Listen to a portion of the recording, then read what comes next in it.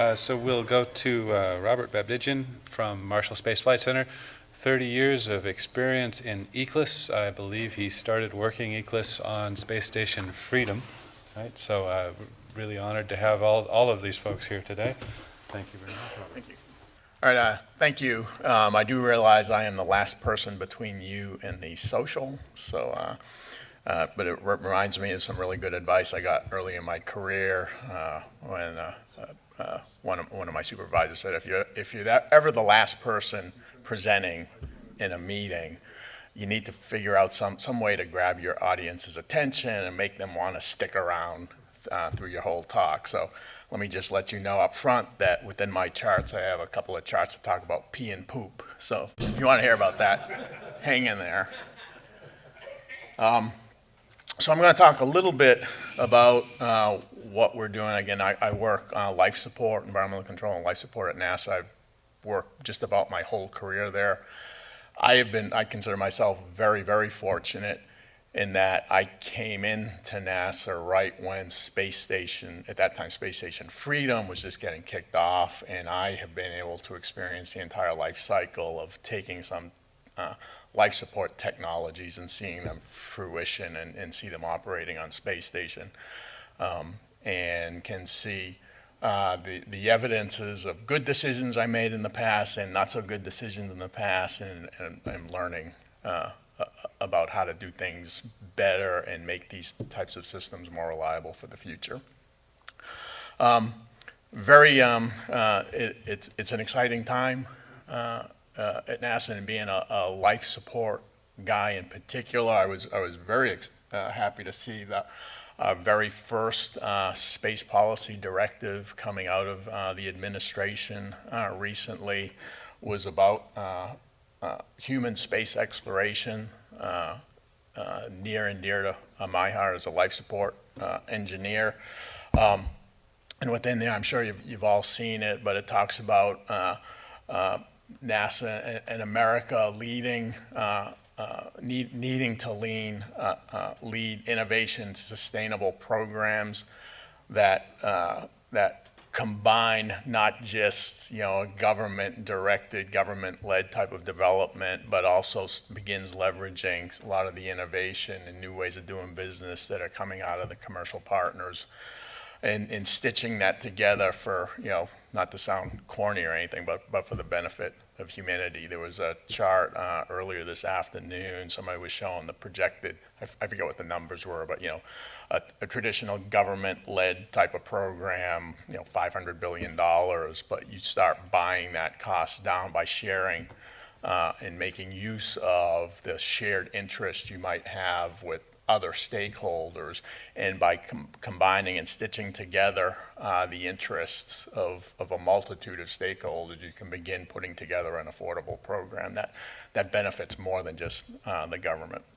So, very important part, but that human exploration policy does not stand by itself. It's actually related to the other two. First, on streamlining regulations, on the commercial use of space. I'm from the government, I'm here to help, kind of thing. The policy directives talks about and recognizes that federal regulations are among the things that can impede the progress that can be made out in the private sector. Down at my level as a NASA engineer, it's not so much federal regulations, but the engineering standards that myself and my colleagues, we've been working towards for years. And when we begin engaging with partners, some non-traditional partners, they say, well, why are you doing it that way? And it really makes us pause and think about, well, why are we doing it? Yeah, we've been doing it that way for a couple of decades now, but what's the root of that standard, that requirement? And we're hopefully we're providing some value to some of our non-traditional partners to maybe step up their game a little bit and appreciate some of the complexities that isn't immediately obvious. So I think there's benefit both ways. And then finally, hopefully, what we're doing will lead to a lot of activity in space, much more than we have now, hopefully much more than we can even imagine right now. And just like managing traffic here on the ground, there's need to manage traffic in space. So It's all related. We are very much wanting to move towards an open architecture, enabling an open architecture in space. Space station is really has been and continues to be a tremendous learning tool for us on what that means and how to do that. Space station, as you know, it's not a U.S. only government-directed venture right now. We do have a vibrant partnership with our international partners, the Russians, the Japanese, and Europeans, Canadians as well. All provide important contributions to sustaining and operating that space station. We're also relying now quite a bit on commercial partners. We have Northrop Grumman, SpaceX, right now providing logistics support to space station. Sierra Nevada is coming along behind them.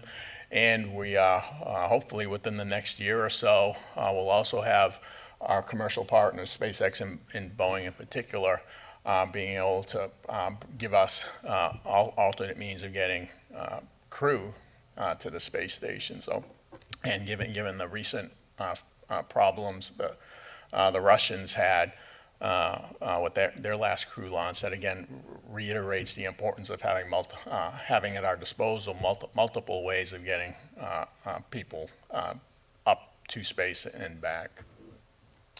But this is all well and good. It supports space station, and we're reaping the benefits of that.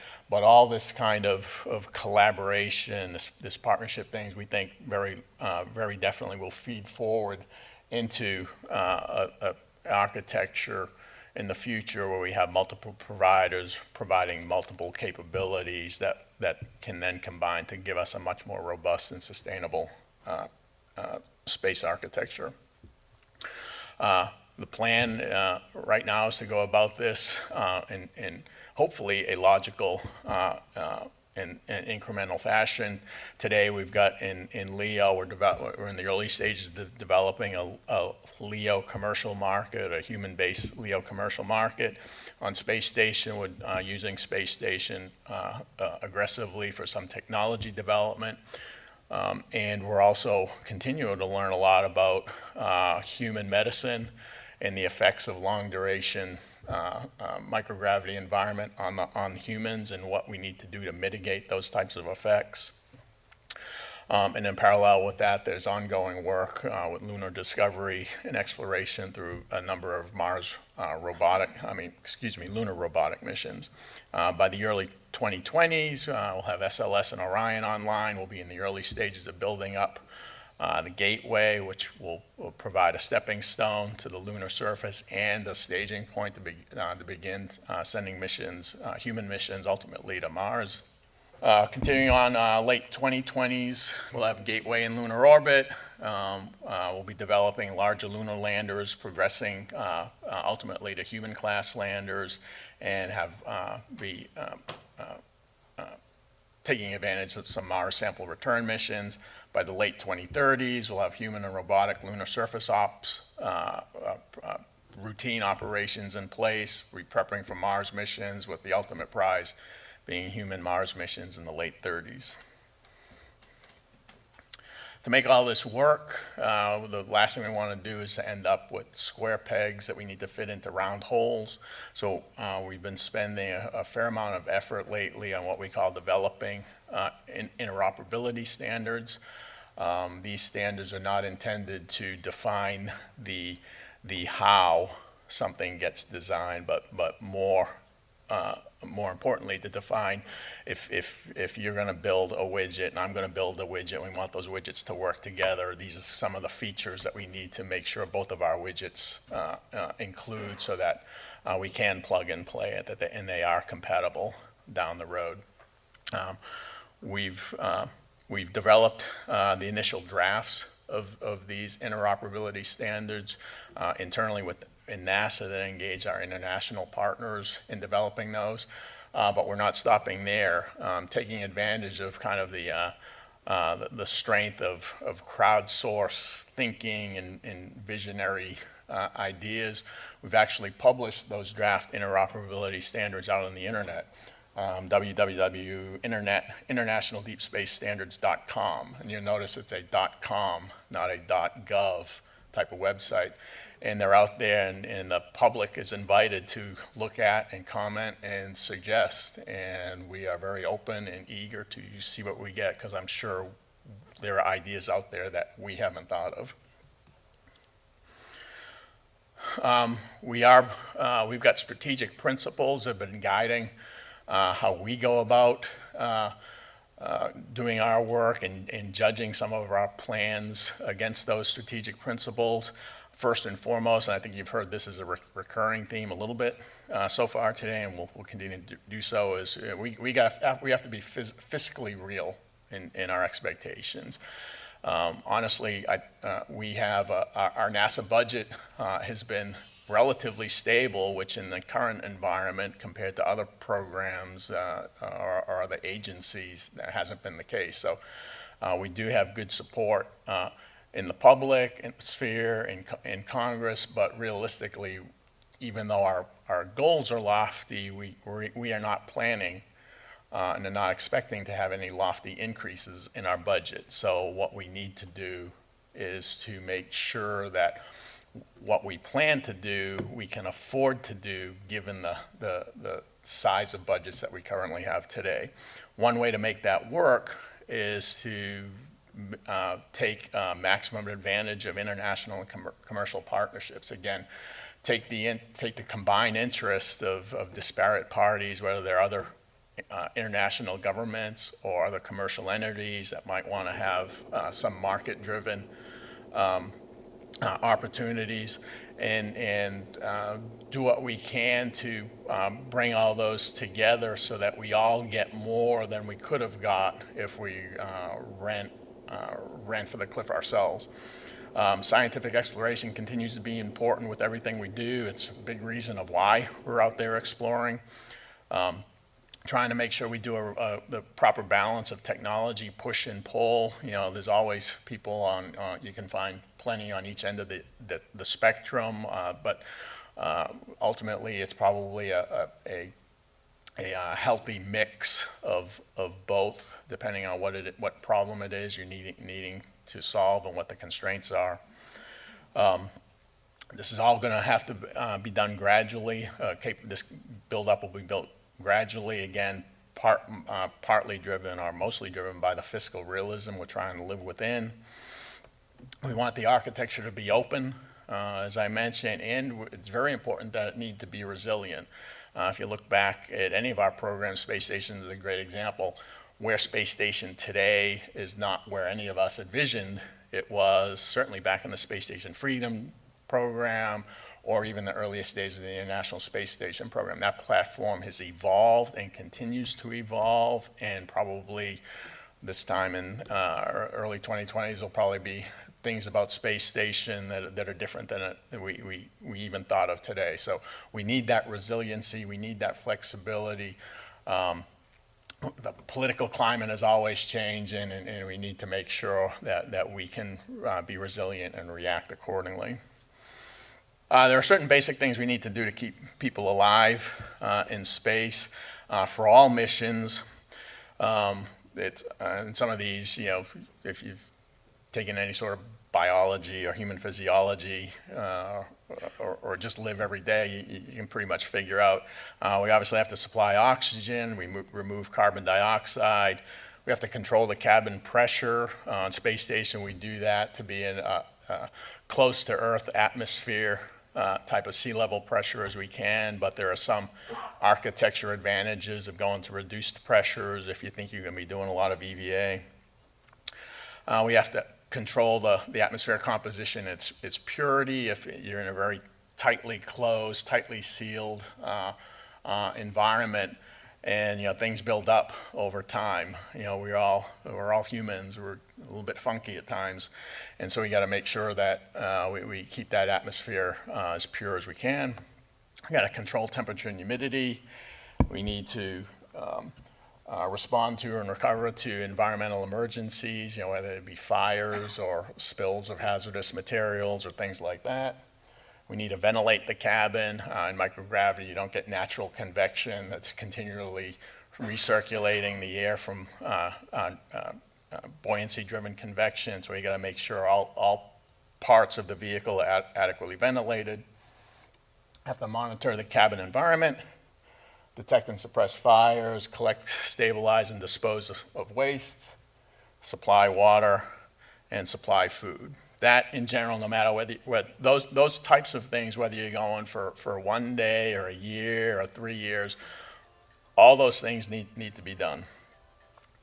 If you look beyond that and start thinking about longer missions, it then may become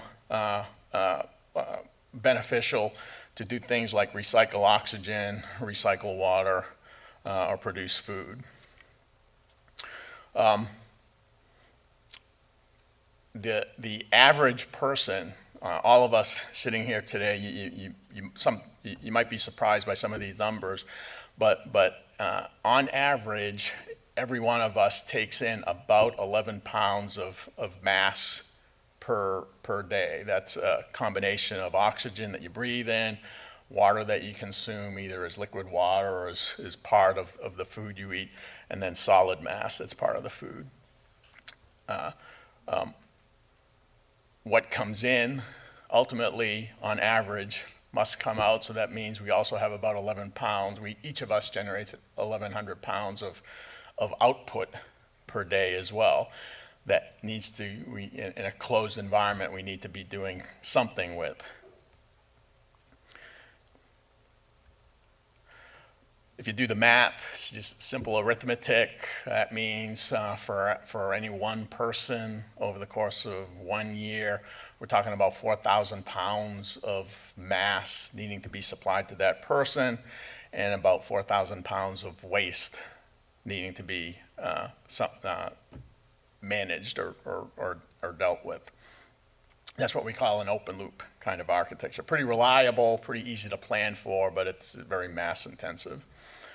But if you take that same person and instead try to start doing something more useful with these byproducts, for example, on space station, we take carbon dioxide, we put it through an oxygen recovery system, we recover that oxygen or a portion of that oxygen from the carbon dioxide, give that oxygen back to the crew. We can take and we dispose of the carbon rather than as carbon dioxide, but on space station we're disposing of it as methane.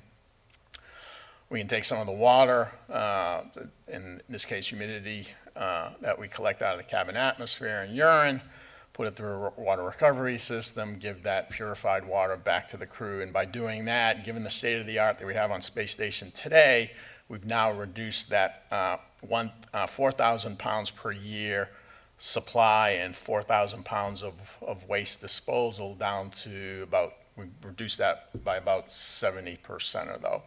Pretty good for something like space station. Even though we're in space, we're still in relatively close proximity. We do have relatively routine resupply capabilities we can make up for these types of shortages, but still not quite good enough for deep space exploration when we no longer have that supply chain from the ground. And so things we're working on today is to increase the level, what we call the level of loop closure. Right now today, if you go to a lower level of detail than on this chart, we're recovering about 90 to 92% of the water that's available to us in these different water sources we have in our waste, and recovering a little less than 50% of the oxygen. We're trying to get that oxygen recovery up at least to 75% and trying to get that water recovery up to 98, 99% overall. So when does it make sense to close the loop, and by how much?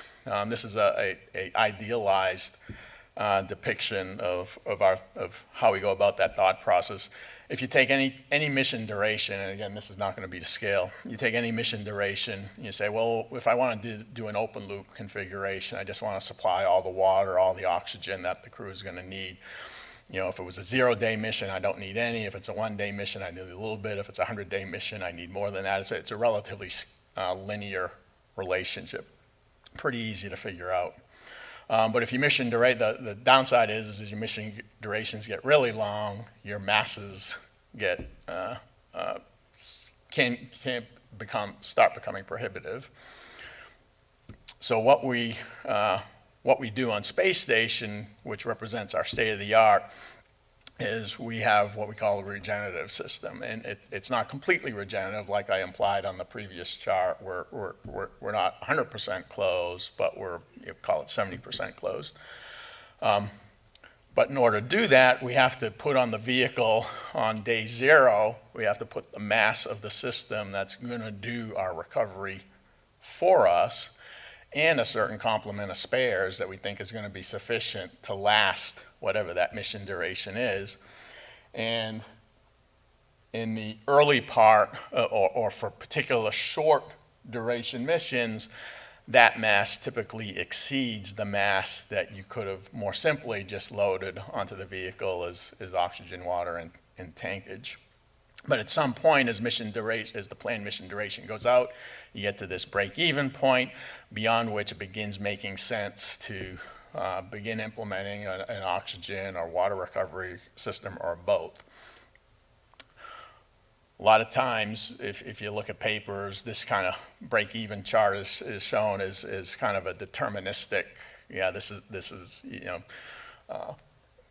1 day longer than that break-even point. It now makes sense, but unfortunately, there's a lot of uncertainty in that. The uncertainty is driven by a lot of things. A lot of it is driven by what is your experience so far with that technology that you use, and what's the mean time between failure, how much confidence do we have in that mean time between failure, how much do we need to protect against unexpected failures of those systems. And so we get this uncertainty that then kind of pushes out the mission duration at which you would then begin getting enough confidence that says, yeah, it still makes sense to start closing these loops. And as I mentioned, we're continuing to look at additional capabilities that would allow us to kind of lower the slope of that line, which would represent increased levels of closure, increase reliability, which would decrease our reliance on spares. But again, that also has levels of uncertainty associated with it. So the answer to the question is, when does it make sense? Well, the answer is, well, it kind of depends. It depends on your crew size and mission duration, which are very straightforward, but where it really gets fuzzy and where we really get value from the decade or so of ISS operational experience is figuring out what is the uncertainty band, what drives those uncertainty bands, and what can we do to reduce those uncertainty bands to make these what I call mission supportability risk trades. Do we want to bring 3 spares of this thing, or 4 spares, or 5 spares of it? And it all comes down to risk. You can never put everything on the vehicle that you want to put on there. Each additional piece of Eclipse hardware you put on there is some other piece, some other spare of somebody else's system that you can't. So, as I mentioned, we got space station great test bed for us, but it is what we call still Earth reliant.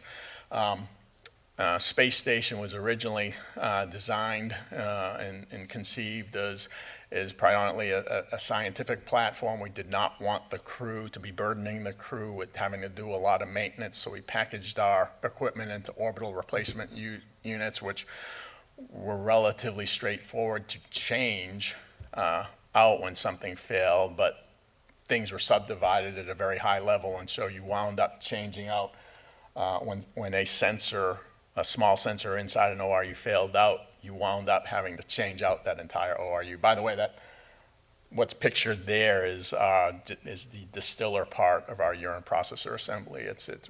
We're distilling urine in microgravity to to compensate for the lack of gravity which we need for that phase separation. We actually do that distillation in a rotary distiller, which winds up, if you saw a cutaway of that, it gets kind of complex inside.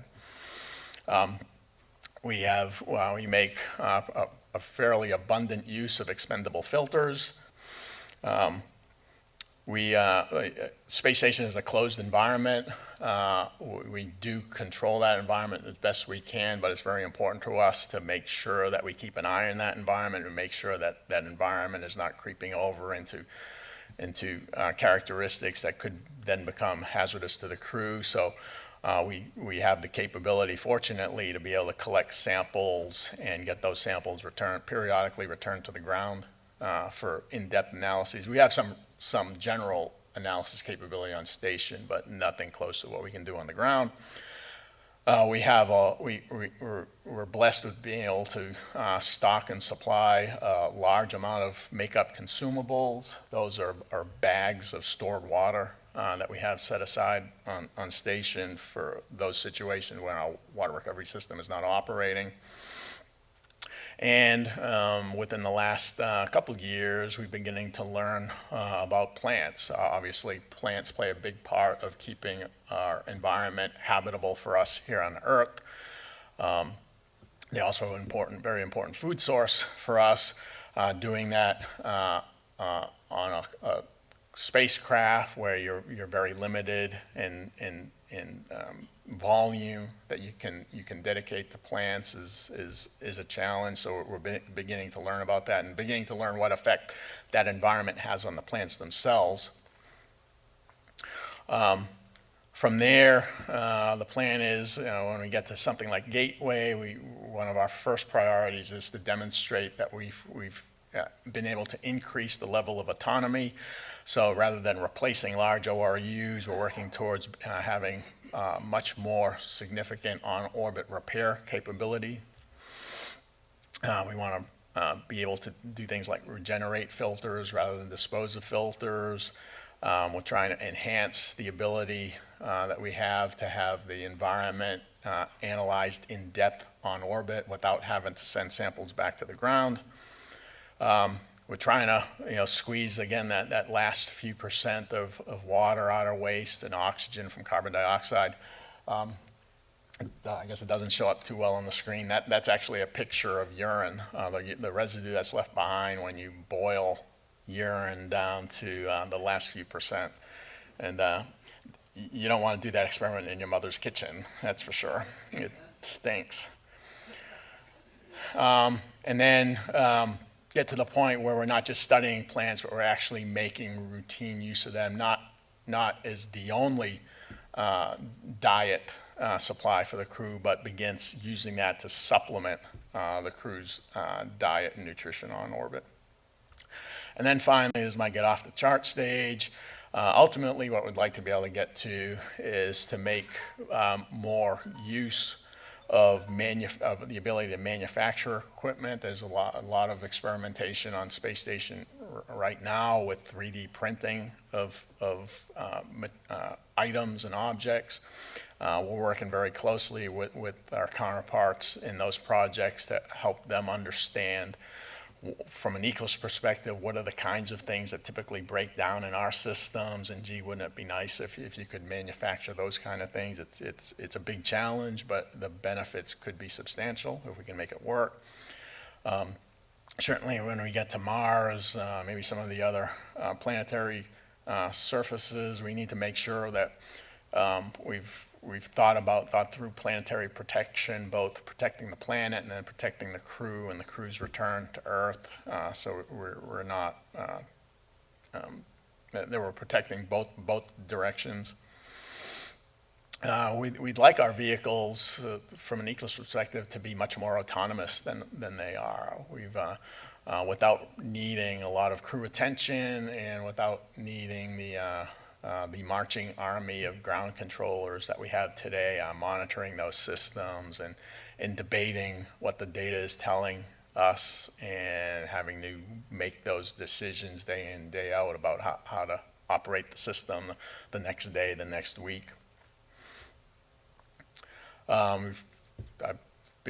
We've heard a number of speakers today talk about in situ resource utilization. That can have a big impact on what we need to do on the life support sides of things, especially if we're making oxygen for propellant. The oxygen we need for life support is a small drop in the bucket if you're making propellant quantities of oxygen. And then finally, way on down the road, we use crops not just as a dietary supplement, but as a main part of their nutritional needs. So I think that's my last chart. So I think that means you're at break time or social time. So have at it.